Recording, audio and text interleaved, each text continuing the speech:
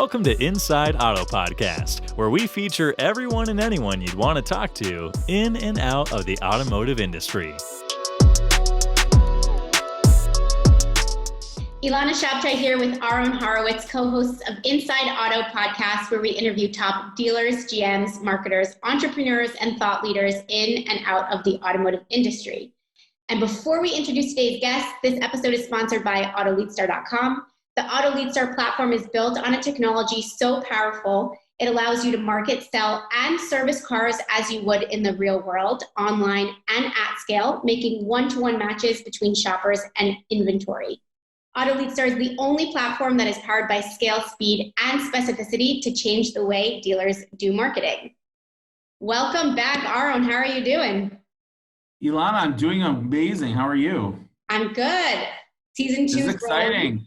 Yep. Not only is season 2 continuing strong, and it's about to get extremely strong with the guests we're going to introduce, but it's the second day of NADA today, right? Yeah. And we're going to talk about that a little bit. Virtual NADA. Never thought that we'd come to this day. Well, listen, it could not be more fortuitous for us than to have a person who does not need much introduction, if any at all. It is our distinct pleasure to have Glenn Pasch on the show. Glenn is the CEO of PCG Company, is a well-known organization throughout the automotive industry. And Glenn has worked for 20, 30 years now in all aspects of automotive and I think leadership. Helping dealers and retailers understand what it takes to be digital, what it takes to market in an era that's connected. And not only has he done that, he's actually written 2 books about it. So that's exciting to have a published author on the podcast. Glenn, welcome. How are you? I am phenomenal. Thank you both for having me. It's sort of funny now. We've reversed seats. You were on my podcast. You're in charge now. What? And now I'm on yours. So I get to be on the other side of the mic here. What goes around pods around, or something like that. It's great to be here. Excited.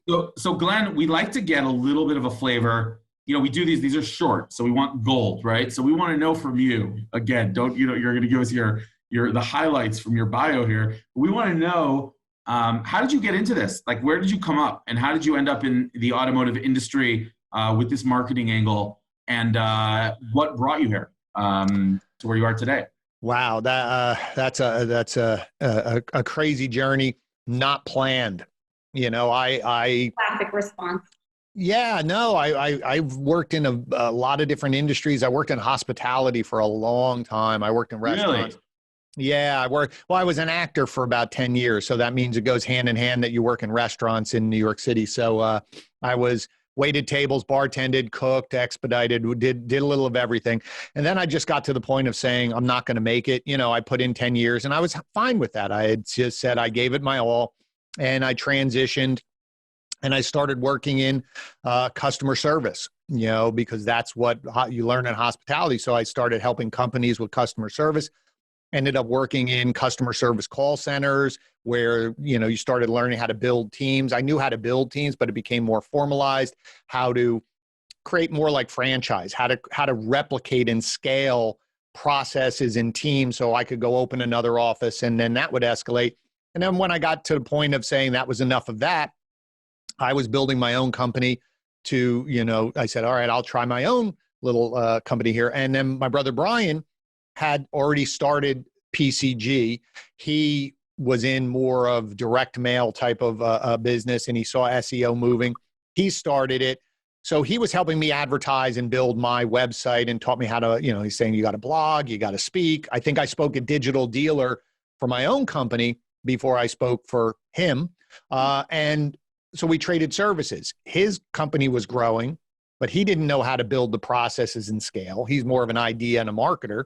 So I said, well, I'll trade off services. I'll build this. And then we looked at each other one day and said, well, why don't we work together? So we've been together for about 11 years, and automotive just happened to be one of the industries he was working on. You know, when you start your company, you go to everybody. So in the beginning, it was restaurants and small businesses and doctors and laser eye surgery and all that, plus dealers. But automotive, actually at that time, that's back way back when you started having the online forums and people would spend all night arguing very much. We were laughing before about Clubhouse, but this was the online version of Clubhouse where you would just be yelling at each other about SEO and you don't know what you're talking about. And you started to build a name through that. And also that was the beginning when Digital Dealer first started and conferences about marketing were going on, and dealerships had money to embrace digital marketing. And we just stepped into that through speaking, growing our business through speaking at these conferences, getting known, writing for publications. And so we sort of fell into it, and it's been a match. And so we still do about 20% of our business in non-automotive, but that's where we're here. I know a little long-winded, but that's where we're here. That's awesome. That's really interesting. So do you still think back to those days in hospitality at all? Like does something, suddenly something come to you, or have you put that in your rear view mirror? No, never. Always. I actually think that dealerships are very similar to restaurants. Yeah. Because if you think of it as a restaurant has a structure, meaning we know how to greet our customers, we know how to seat them, we know how to serve, clear the table, we know how to order our food. So there's always these processes, but every day is different. You could be slammed busy, you could be empty, you could have someone come in who's family, somebody calls out sick, something changes. But you have these structures versus someone who every day is like a factory mentality where everything's the same. Same thing with automotive. You have all of these processes, but today it's a Tuesday.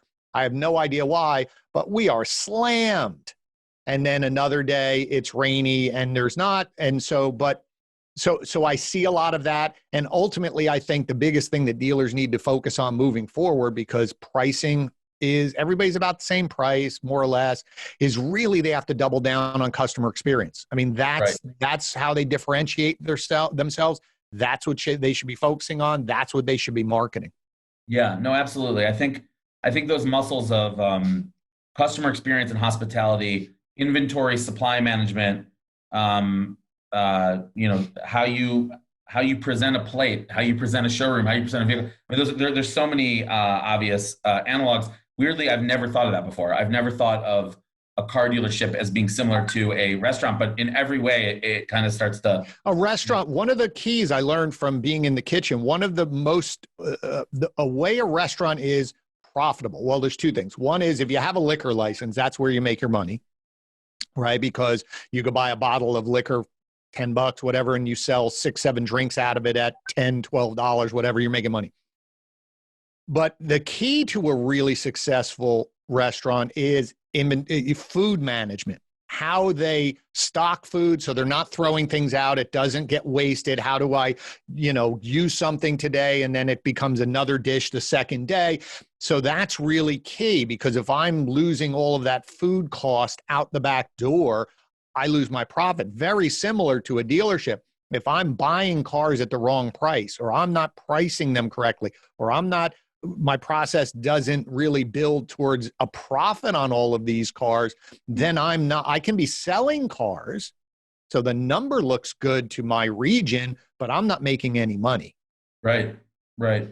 Something I've been thinking about on dealers is like, do you feel that every dealership that's successful kind of figures out their unique mix of the business model, right? Because in the end of the day, there's multiple profit centers that a dealership could kind of double down in, and all of them come with their own risks, their own rewards and whatnot.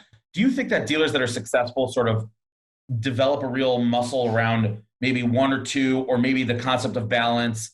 There's a dealer that's just phenomenal at the new car biz, and they do enough in the used car to kind of, be okay. And their fixed ops, has some level of high saturation, but it's really their new car stars. Then there's other dealers that are just aggressive about that balance. They're never too at risk. And do you feel like that happens in each regional ecosystem, or is that sort of a changeable thing for dealers in your experience?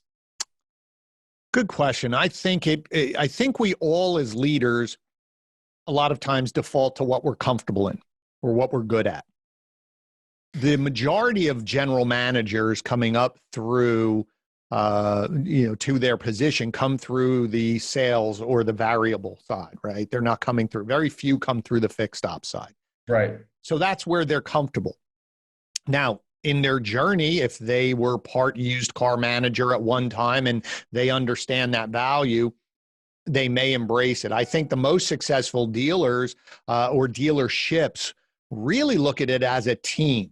They really look at it, and that might be the dealer above the general manager, of staffing their team, of saying all of these are great, valuable profit centers. Well, who is staffing my service, and who's my fixed ops director, and where's their talent, and are we holding them accountable to what we can get out of there? Same thing with new, same thing with used. So I think, to your point, is left to their own devices, we will do what's comfortable. We may, hopefully we ask for help and we hire somebody to, fill in the gap of what I'm not good at. I mean, that's why my brother and I think work really well, is we don't really step on each other's toes with similar skill sets. We have some in the middle, but I always joke he's the idea and he's the marketer and he loves the data. And I'm like, great, what can we do with this data? How do we build the processes? How can we, right, from a people side?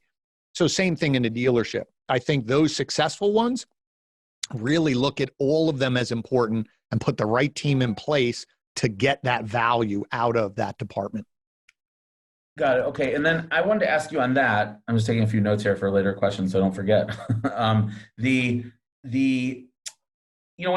think about, I mean, you guys do, one of your services is paid advertising, correct? Yes. So one of the debates we have internally at Auto Lead Star, and I'm curious about how you think about this. Like, we think a lot about like leads as, I mean, our algorithm, we have a bit of an algorithmic approach, and like our algorithms can go and get guys, meet Eliab. Eliab, you're on the pod. Inside Auto, say hello. This is our chief of product, Glenn Pasch. Hey, sir. When you don't put recording on your studio door, what do you? I know. So what I was saying is that like we think about leads, and like what we found is when we play with the algorithms enough, we can kind of set it for whatever context we are looking for. For example, we could say, go get us the best cost per lead, right? Well, obviously, if you want to go best cost per lead, what's going to happen?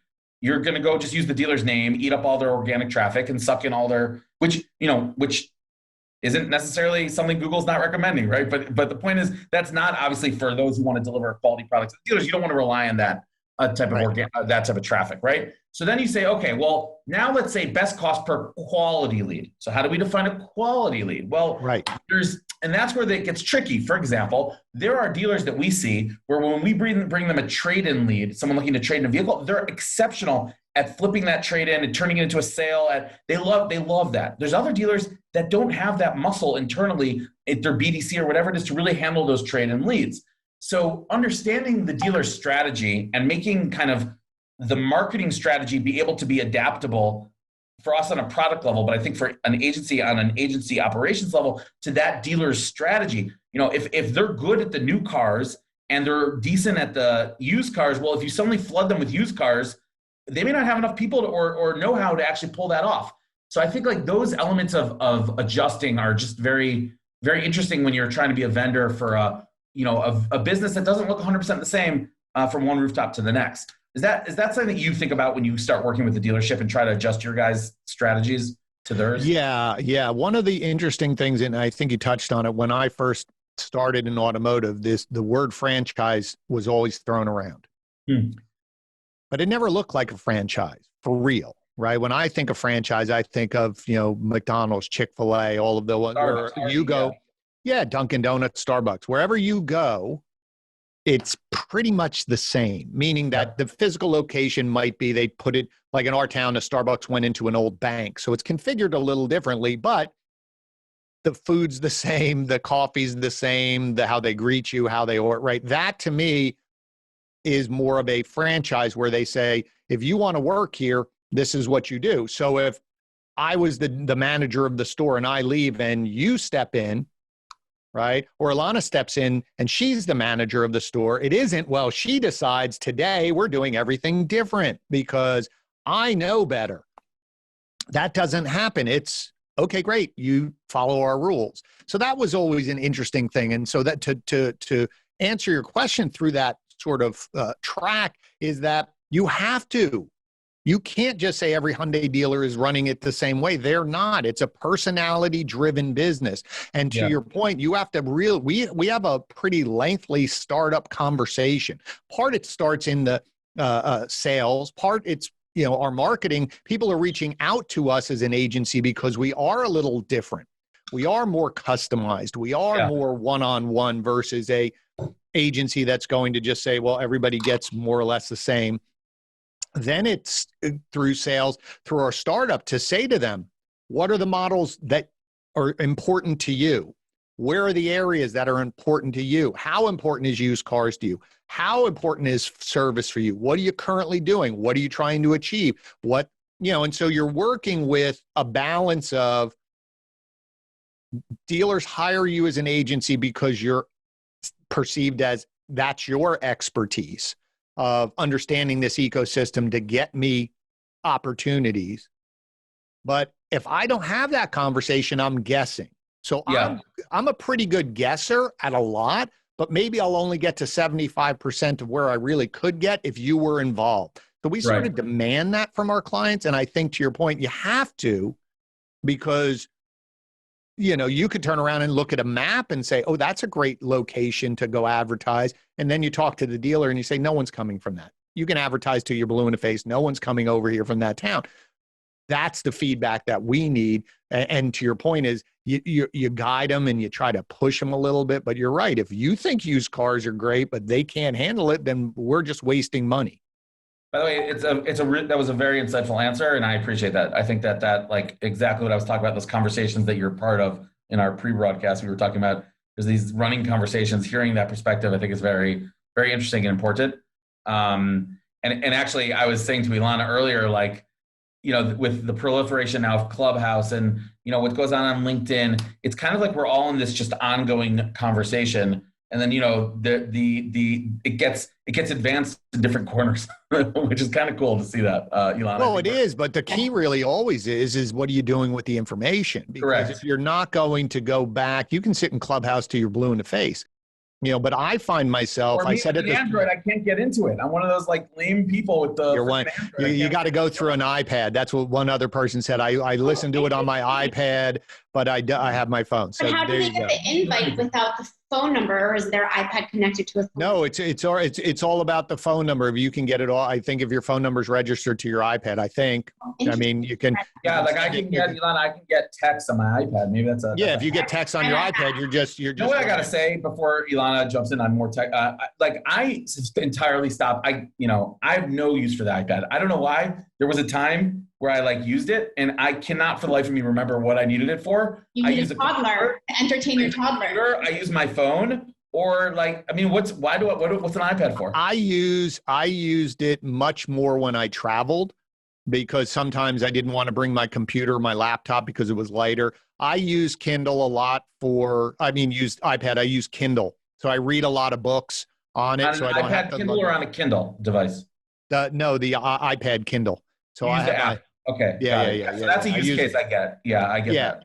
But what we were saying before is that, you know, Clubhouse, I find myself sort of repeating, and I was saying to Ilana this morning, there was a discussion on the Clubhouse room. It wasn't, I get frustrated because what happens is dealers and business owners, it's not just dealers. So this is not about dealers, but business owners and people sometimes go to extremes really quickly. So this concept of digital retailing, everybody either loves it, hates it, punches it. This isn't true. Then it's, well, nobody wants to buy a car online. And I keep saying to them, I've been active in it. Nissan hired us like 18 months ago. Now it's probably 2 years. And we started a pilot with 20 stores. There was a third of them that said, if this is not going to sell me cars this month, get it out. I don't even want to talk about it, right? So even through that, if you think of even of the people that you could know in the industry that said, oh man, they're really doing this online, like a Brian Benstock at Paragon or Eric Hall down at Classic Chevrolet, we worked with him. And there's a few others that are really doing it well. They started a while ago, and it's been a couple years of this evolution. Right. You know, everybody's going digital retailing because it really caught fire, especially during COVID, because everybody had to figure it out. But now everybody's frustrated, like it's not perfect. I said, so my point today was just level set for a moment, folks. It's just starting. You should be thinking, where are we going to be a year from now, 2 years from now? I know that's hard because we're in a 30-day dealer cycle. But I said, let's just keep it even simpler. Someone who bought a car during COVID, they leased a new Lexus or a BMW last March. Well, 2 years from now, their lease is up. If that was the process they went through, what do you think they're going to expect 2 years from today, right? If it was that easy for them to do it all online, talking on the phone, no game, boom, boom, boom, boom, boom, pick up the car, and we're done. They like that. They're going to think you've evolved off of that and gotten even better, faster, simpler 3 years from now. Not, well, we went back to our old ways. You got to come into the dealership and get that. Now, I know half of the dealers who even went down the road of COVID and tried all this went right back to their own ways. That's fine. But those other dealers who are going to keep pushing through and trying and testing and working it out, it's still in its infancy, but for some reason we expect it to be perfect already. 100, really, really wise. I agree with that. And I think it's very hard for dealers to think past 30 days, but it's all about the process and the evolution. And I think it's even more than digital retailing. It's being able to market and identify different buyers and have different conversations with them based on their buying habits, whether that's digital retailing or something else. And the evolution of that we'll see, I think, in the next year or two. And dealers should be focusing on that. How are you guys, besides for digital retailing, how do you kind of conceptualize a digital dealership? I just think I try to keep things very simple in my mind, and hopefully it's simple in their minds. But if you think about it, we should be evolving our website and the technology on the website to really mirror our dealership. So very simple questions. If I go into a dealership and ask a question, I'm going to get an answer. I'm there, they're going to give me the answer. Is that answer on my website? Do I really need to go into the dealership or talk to somebody? Can I get it on your website? Now we start thinking, is our website really an information hub for our brand, for our processes, for how we do business? Am I here to help you? Is it staffed like your dealership? You know, on Saturdays, we got to have everybody in. We're busy. We know certain days of the week, we got to have staff. It's busy. But yet, our website probably has 5, 8, 10 times the amount of people who come to our dealership lot go on our website. Is it staffed to answer questions when somebody has a question? Are we making it easy? If somebody says, I'm looking at this car on the website, can I talk to somebody? Help. And I push a button and a form comes up, which now tells you, I'm closed. Let's go right to I'm closed for business. And no, let me type in my name. And I don't care how good your BDC is. I don't care how good your salespeople are. You've gone back to your toddler. You've gone back to another meeting. I've gone to do something else too. And now you're going to call me a couple hours later. I'll get to you. And then the BDCs and everybody gets frustrated. Nobody's picking up their phone and nobody's doing this because you weren't available when that person asked the question, right? So if we start evolving that to be present for them, so we're serving them when they're available versus chasing them when it's convenient to us, then the technology should just be available for the customer to do as much as little as they want. The problem, again, with some of the technology, we're worried about why aren't they doing everything versus, well, what if they just do these couple steps and submit it? When they talk to us, are we picking up where they left off? Are we acknowledging what they did? Are we, right? Or is it, what brings you here? You know, there's so many pieces, but I think that goes back to what we were talking about earlier about customer experience. I think dealers need to pause for a second and just ask a question of saying, when a customer is done doing business with us, how do we want them to feel? Just like a restaurant, when they walk out, they say, oh, that was good.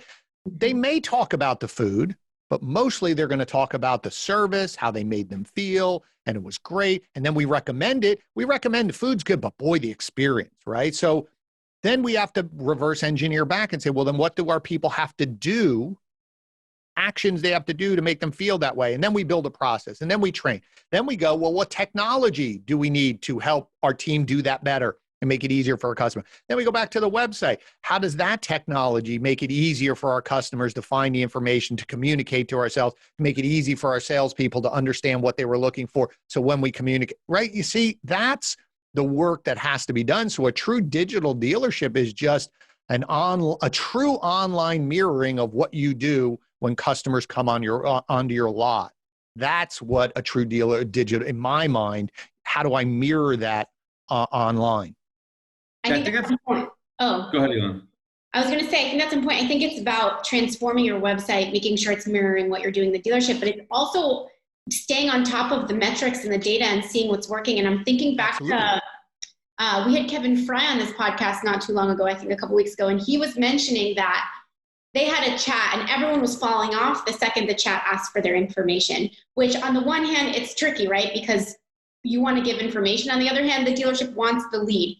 He said the second that they looked into that and they changed it to say something like, Honda requires us to ask you for your information before we move forward. They added like one sentence to change the customer experience, and the fall basically stopped and they were getting way more leads. And I think that's such a good example of, it's not just transferring your website, making sure your website mirrors the kind of customer success, the customer experience that you want, but it's also tracking and making sure that it's actually giving you the results that you want. Absolutely. I mean, that's what you do to your staff. You don't just send them leads and go, I hope we sold cars. You sit there and say, well, what's your appointment ratio? And what's the percentage of the customers that we get back? And what's the gross that we got on this? And what's our appointment ratio? And we have all these metrics, but you're right. They need to inspect. And Kevin is one of the best in the industry at this, but that's his responsibility. He looks at it and says, I need the data. So same thing, we could fall in love with the fact of this button. Someone says, oh, I have this button and I love this button. And I say, or they ask me, should I take that button off? And I say, I have no idea. Is it tagged in analytics? Over the next 2 months, tell me how many people click that button. Right. Now you can say, nobody's clicking it. Then get the hell off your website. Or if they're saying, well, a lot of people are clicking it, then you can have the conversation saying, okay, well, what happened? Well, we got this many. Here's how many people clicked it. 100 people clicked it, but we only got 20 people to submit the information.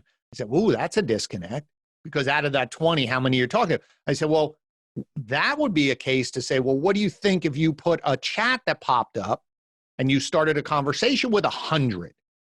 How many people could you start building a relationship with? To your point, then you got to look at the drop off. Then you have to look at how we phrase our conversation, and how we ask, or when do we ask for their information, or, all of that is constant tweaking to refine the process. And even if it works today, it may not work 6 months from now, because other pieces of the business have evolved, or people's comfort with technology or what they're willing to put up with has evolved.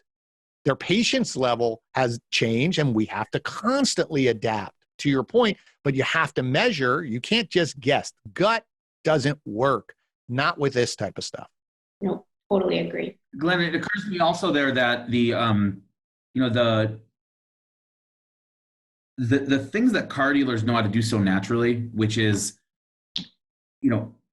basically understand a match between a person and a product, and the vehicle product or the service product. I mean, good car dealers and good trained car dealer staffers, they're very, very good at that. And they do it in all sorts of ways that are kind of uniquely human, right? So when walks in the door, there isn't like there's no X-ray camera that's going to build analytics on them and say, this person fits perfectly for this Cadillac, blah, blah, blah. It doesn't happen. The salesperson has to, through conversation or through their practiced eye, observation, essentially make that match. And I think one of the challenges we're facing in digital today is that in the old days, every dealer had a shot, right? People walk into 6, 7 stores and you get your shot to try your skill at making that match and trying to pull the deal through. Now you have to do it not only on the website. You're lucky if they come to the website for more than a few seconds. You have to do it up funnel in the ether that is Google and that is Facebook and that is all the other places where people spend their time and consumers. And so I think part of the message I'm taking out of your, what you're saying is that the showroom experience, which is defined by personalization, by one-to-one, by unique insight, by expertise, by hospitality, that has to be essentially translated into digital at every level of the consumer experience and at every touch point. And that's the only way that dealers are going to be able to compete with the Amazon versions of car sellers that we're up against. Well, yes. And so what's going to, I heard it this morning. I've heard it I've said it, but someone said it the best this morning, so I can't remember who's, but I will give them credit. Said the best dealers aren't focused on selling you a car. They're focused on helping you buy a car. Slight difference. Great so insight. If all your marketing, right? So is your website set up to help them buy a car, get the information? And are you helping them help them figure it out, right? To your point, when I walk on the lot, I'm not selling you that car. I don't know. I'm asking you questions to find out what you're interested, what you're looking at, because you came here to buy a car, right? There's a reason why you're on the lot. If I bought a car 3 months ago, there's no reason for me to be on your lot, forgetting service. I don't need to be here. So if I'm here somewhere in the next 4 to 6 weeks, I have to pull the trigger. Or else, why am I here? We don't need to be the days of 3 months of research and 6 months. It's gone. I can do my research. I think the numbers are like 6 weeks, 3/4 of people, 4 to 6 weeks, and they're done from research, not from when they come on your lot, research to buy. So if we start up chain, to your point is, start marketing why we're the right business for you to come, because we're going to help you buy a car that's right for you. We're not selling you a car that's right for us. We're helping you buy a car. Once you get up there in the mix, people will then give you the opportunity to come to your website. Now, again, at every moment through the funnel, you have the opportunity to screw that deal up, right? You just have the opportunity to blow it. So they could click on a nice ad, Facebook ad, Google ad, video pre-roll. Here's the best reasons why we do the best to help you buy a car. And someone goes, that sounds awesome. I come to your website and it's a train wreck, right? Is that same branding on the website? So you go, oh yeah, that's the website I saw over there, right? Yep, I'm in the right place. And then it's easy. And then when I reach out and talk to somebody, is that mentality of I'm helping you through your journey to buy a car. I'm here to help you. Is that continue, or is it, I ran into the wall because I got somebody who's trying to sell me, right?